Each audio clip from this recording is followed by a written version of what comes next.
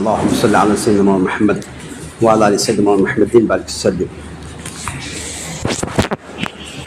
سبحانك لا علم لنا الا ما علمتنا انك انت العليم الحكيم. نحمده ونصلي على رسوله الكريم اما بعد. فاعوذ بالله من الشيطان الرجيم. بسم الله الرحمن الرحيم. لن تنالوا البر حتى تنفقوا مما تحبون. صدق اللہ العظیم. محترم بزرگوں اور دوستو، اللہ رب العزت قرآن کریم میں بیان فرما رہے ہیں، قل ان کنتم تحبون اللہ فاتبعونی یحببکم اللہ ویغفر لکم ذنوبکم واللہ غفور رحیم. صدق اللہ العظیم. اے محمد صلی اللہ علیہ وسلم، آپ اپنی امت سے کہہ دیجئے کہ تم اگر اللہ سے سچی محبت کرتے ہو تو فاتبعونی یحببکم اللہ، میری چال چلو.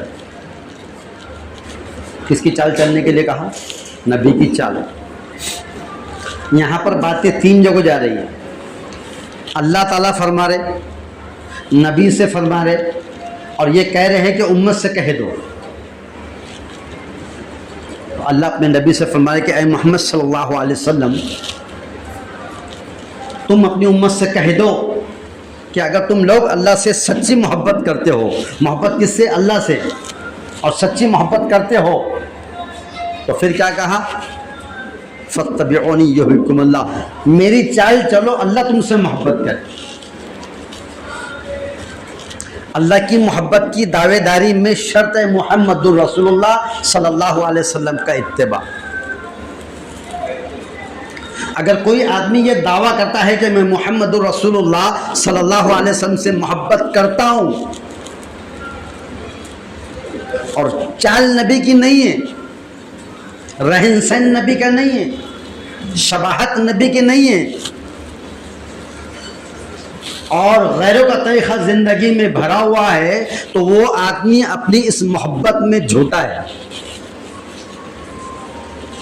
کیونکہ عشق رسول یہی ہے کہ ہر عشق کا تقاضا یہی ہے کہ ہر عاشق معشوق کا تابعدار ہوتا ہے.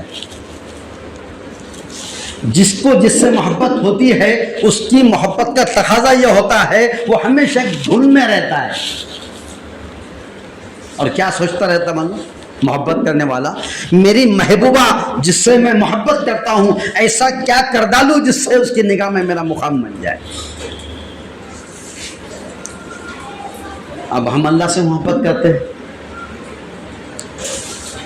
اور اللہ سے محبت ہی ایمان ہے. لن تنالوا البر حتى تنفقوا مما تحبون. تم ایمان کے کامل درجے کو اس وقت تک نہیں پہنچ سکتے جب تک اپنی قیمتی چیز اللہ کے نام پہ قربان نہ کر دو.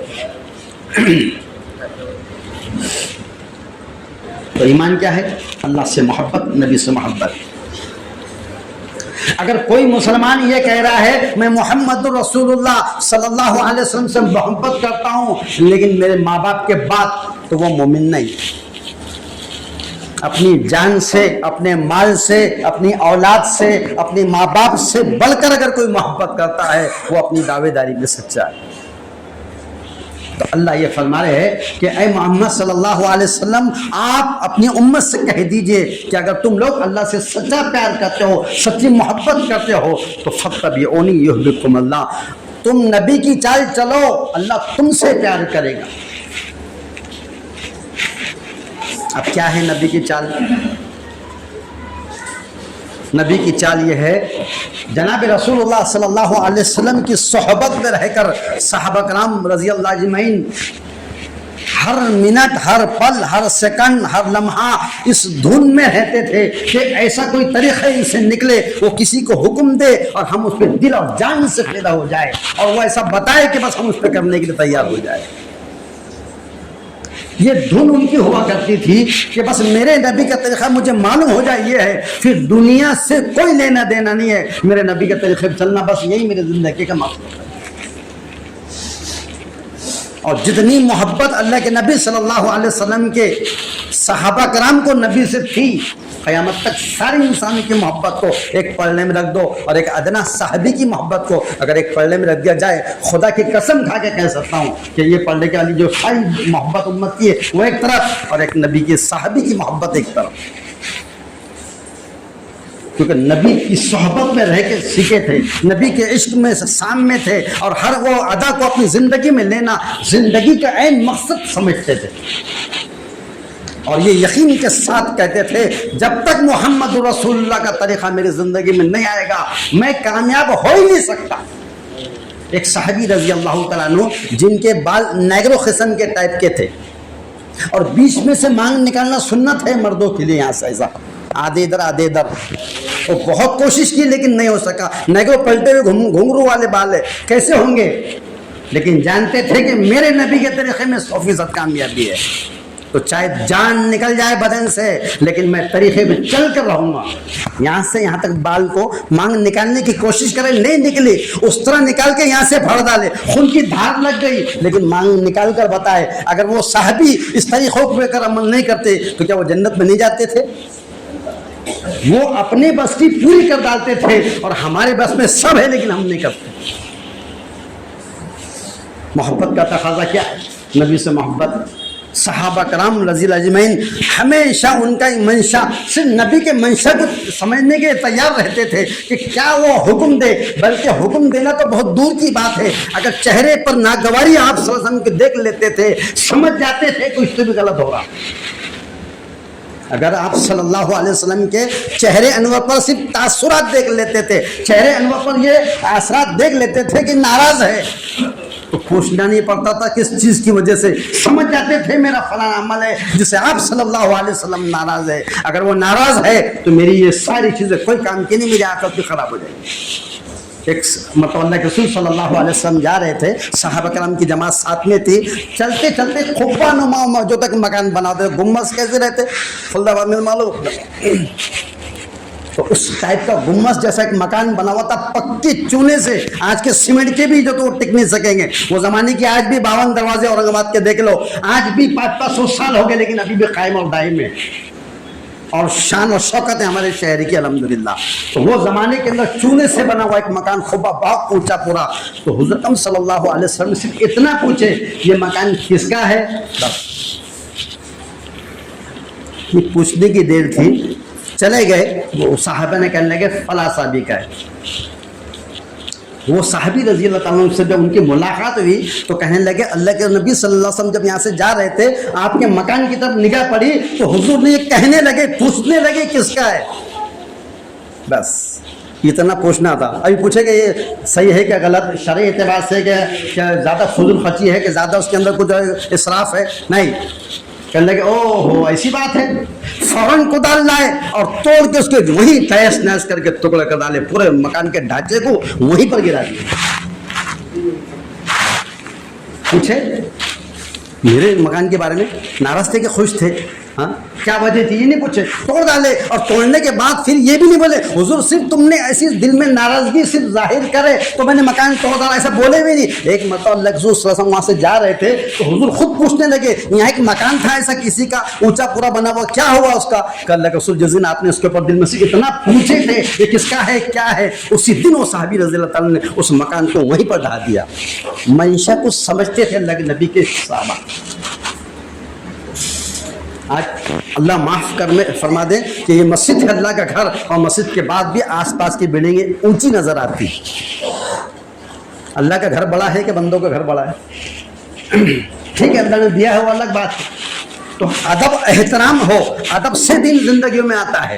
تو محبت کا تقاضا یہ ہے کہ نبی اکرم صلی اللہ علیہ وسلم کے منشا کو سمجھے، وہ کیا چاہتے تھے، میرے نبی کا کیا منشا ہے، میرے نبی کے طریقوں کو جب تک میں نہیں اپناؤں گا اس وقت تک خدا کی قسم کامیاب میری بالکل کامیاب ہو ہی نہیں سکتا میں، جب تک محمد رسول اللہ کا طریقہ مجھے نہ مل جائے۔ تو ان طریقوں کے انتظار میں رہتے تھے۔ اب ہم بھی محبت ان سے کرتے ہیں، آپ سب سے محبت کرتے اور کرتے رہیں گے، اور ہم بھی کریں گے، ہماری نسلیں بھی کریں گے، اور قیامت تک ہم سب کرتے رہیں گے، یہی ایمان کا تقاضا ہے۔ لیکن ان کی محبتوں کے اندر شریعت بیچ میں آتی تھی، اسلام کے تقاضے تھے، احکامات تھے، نبی کے طریقے تھے، اور ہماری محبتوں کے اندر بدعت ہے، خرافات ہے، فضولیات ہے اور فضول خرچی ہے، اور یہ سارے ایسے کام ہے جس کا قرآن کریم میں نہ اسلام میں ہے، نہ قرآن میں ہے، نہ حدیث میں ہے، نہ صحابہ کے طرز عمل سے ثابت ہے، اور نہ کسی ادنا صحابی کہیں بھی نہیں ملے گا۔ ہماری زندگیوں میں رائج ہے اور کوٹ کے اندر بھرا ہوا ہے۔ اور ہم ایک سوچ رہے ہیں کہ ہم نے 12 ربیع الاول کو محمد رسول اللہ صلی اللہ علیہ وسلم کی وفات کا دن منا لیا، اب گویا کہ سال بھر کا حق ادا ہو گیا۔ اللہ معاف فرما دے، ہماری نسل کو، ہماری گود میں پلنے والی نسل کو ہم خود ایک تحفہ دے کے جا رہے ہیں، بے دینی کا، خرافات کا، جہالت کا، ظلمت کا، گمراہی کا اور ایک اندھے پن کا تحفہ اولادوں کی جھولی میں ڈال کے جا رہے ہیں۔ اور یہ سمجھ رہے کہ بیٹو، اے اولادو، دیکھو جو ہم کر رہے ہیں وہ دین، جو ہم جھنڈے لگا رہے بڑے بڑے، جو بڑی بڑی ڈیگیں بن رہی ہے وہ دین، جو ہم بڑے بڑے فرارے لگا رہے، اور ہم جو میلاد النبی کی جشن منا رہے، کوئی میلاد النبی نہیں ہے، صرف 2 عید ہے مسلمانوں کی، ایک رمضان مبارک کی عید اور ایک عید الاضحیٰ بقر عید، یہ 2 ہی عید ہے مسلمان کی، اور کوئی جشن میلاد النبی کے نام پر اگر ہوتا تھا تو جناب رسول اللہ صلی اللہ علیہ وسلم کی محبت میں صحابہ کرام ایسے بڑے بڑے ڈیک لگاتے تھے، ایسے بڑے فرارے اور ایسے بڑے بڑے جھنڈے لگاتے تھے کہ دنیا کی آج تک ان کی تاریخ قائم رہتی تھی۔ ہے کہیں ہم جذبات میں آ جاتے ہیں، جہاں ہونا وہاں نہیں کرتے، جہاں کرنا چاہیے وہاں ہم سے ہوتا نہیں، جہاں کرنے کے لیے کہا جاتا ہے وہ کرتے نہیں ہیں، لیکن ہم ان کی محبت میں اتنے اندھے ہو جا رہے ہیں کہ کئی خرافات اور کئی بہت ساری چیزیں جو اس کے پتہ ہے۔ ایک شخص سے میں نے پوچھا آج کون سا دن ہے؟ بولے 12 ربیع الاول، 12 وفات کا دن ہے۔ بولے کس کی ہے؟ بولے تم کو نہیں معلوم؟ نہیں معلوم، میں تم سے پوچھ رہا ہوں۔ تو بولے آج حضور اکرم صلی اللہ علیہ وسلم کی وفات کا دن ہے۔ اچھا خلد آباد میں کیا ہے؟ تو بولے وہ 12 ربیع الاول ہے۔ حضور اکرم صلی اللہ علیہ وسلم تو مدینہ میں۔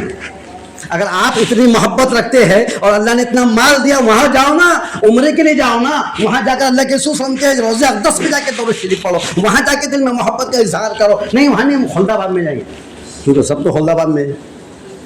بولو ہو رہا ہے کہ نہیں ہو رہا؟ ایک سے پوچھے کون سا دن منائے؟ تو بولے 12 ربیع الاول وفات کا ہے کہ پیدائش کا ہے؟ اگر یہ پیدائش کا دن ہے اور ہم منا رہے تو یہ تو برتھ ڈے ہوگا۔ اب برتھ ڈے جب دنیا کے مسلمانوں کو اجازت نہیں ہے تو نبی کا محبت منانے کی اجازت تم کو میرے کو ہے کیا؟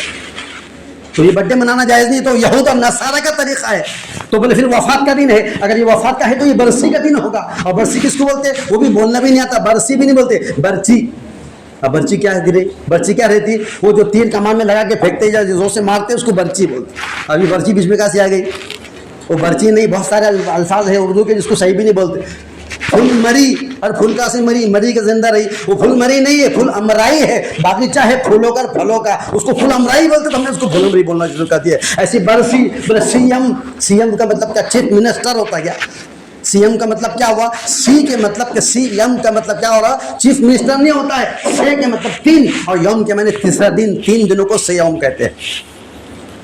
اب ہماری میتوں میں سے یوم بھی ہو جاتا، اس کے بعد 10واں بھی ہو جاتا، پھر 40واں بھی ہو جاتا، اور سال کا وہ تو ایک پکا ہے فکس، اس کو کیا بولتے؟ اگر تم وفات منا رہے تو یہ برسی ہے، اور برسی منانا جب صحابہ کے رسول، اللہ کے رسول کے صحابہ سے ثابت نہیں ہے تو تم ایک نیا تحفہ اپنی اولادوں کو کیوں دے کے جا رہے؟ پوچھیں گے اولادیں کل حشر کے میدان میں، ہم تو نہیں جانتے تھے، ہم تو تمہارے گود میں پلے پڑے تھے، ہم کو تو نہیں معلوم خدا اللہ رسول اس کے احکامات کیا ہے، لیکن تم جاننے والے تھے، ہم نے تم پر اعتماد اور بھروسہ کرے تھے، ہمارے بھروسے کو تم نے جو تو یہ حال کر کے رکھے، ہم کو آج تمہاری وجہ سے جہنم میں جانا پڑے گا۔ تو برسی کا مطلب ہوتا ہے کہ کسی کا جب انتقال ہو جاتا ہے، وہ برس 1 سال پورا ہوتا ہے تو اس کو برسی کہتے ہیں۔ اور اگر برسی منا رہے ہیں کسی کی، تو کسی میت کی طرف سے اگر ہم برسی منانے کا تو جو تو رواج ہے ہی نہیں، لیکن جو منا رہے ہیں کبھی تو اس کے لیے بہت سارے لوگ کیا بولتے ہیں، آج ہمارے فلانے صاحب تھے ان کا انتقال ہوگا، آج اس کا برسی کا دن ہے اور ہم کھانا پکا رہے ہیں، وہ کھانا میت کے نام کا ہے، وہ تمہارے کو جائز نہیں ہے۔ وہ بلڈنگ میں رہنے والے اور بڑے بڑے بنگلوں میں رہنے والوں کا ان کو نوالا منہ میں ڈالنا بھی حرام ہے، وہ تو رسم رواج کا ہے، لیکن اگر کھا رہے ہیں تو وہ بھی حرام ہے، اور اگر کھا کے منہ میں ڈال دیے وہ پیٹ میں چلا گیا تو یہ فرمایا کہ اس کھانے کی نوست کی وجہ سے اللہ میرے دلوں کو کالا کوئلے کے جیسا کر دے گا، کیونکہ میت کا نام کا کھانا جائز نہیں ہے، اور جو کھاتے ہیں اندر تو فرمایا ان کا دل کالا ہو جاتا ہے۔ بہت ساری چیزیں اللہ نے دیا میں کرنے کے لیے، کرو نا، مسجدیں بناؤ، بورنگ لگاؤ، مدرسے میں ڈالو، ادھر کالا بے شمار ہے لگانے والوں کے لیے، لیکن وہ ہم نے کہ رواج بنا کے رکھے ہیں، جو میرے سمجھ میں آ رہا وہ دن، جو میں کر رہا وہ دن، جو میں سوچ رہا وہ دن، یہ دین نہیں ہے، یہ خرافات ہے، یہ بدعت ہے، یہ جو تو ساری کی ساری چیزیں بدعت گمراہی ہے، اور یہ جہالت ہے، اور یہ جہالت کو اللہ پسند نہیں کرتے دوست۔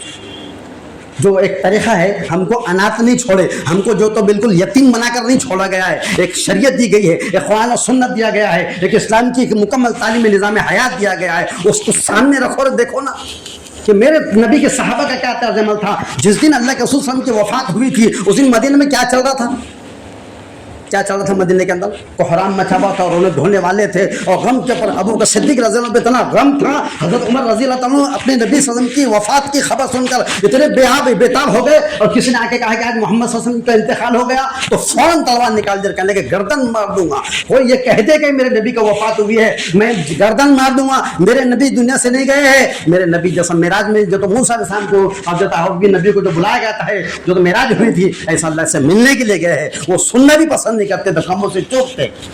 لیکن مدینے میں کیا حال تھا کہ بڑی بڑی ڈیگیں لگی, ایک سال کے آج مدینے میں لگے اس کا وصال ہوا, آنے والے سال میں کیا فراروں کا ماحول تھا, کیا جھنڈوں کا ماحول تھا, کیا جو تو اور بڑی بڑی ڈیگوں کا جو بڑے بڑے کھانوں کا نظم کا تھا, کیا بڑی بڑی ڈی جے وہ تو زمانے میں نہیں تھی اس لیے. لیکن آج ان کے نام پر ہم کیا کریں, ایک غیروں کو ایک ایسا طریقہ اور ایک ایسا جو تو ایک نیا ماڈل والا اسلام ہم پیش کر دے رہے ہیں جس سے لوگ غیر یہ سوچ رہے ہیں اسلام یہ بھی ہے اور اسلام یہ بھی ہے.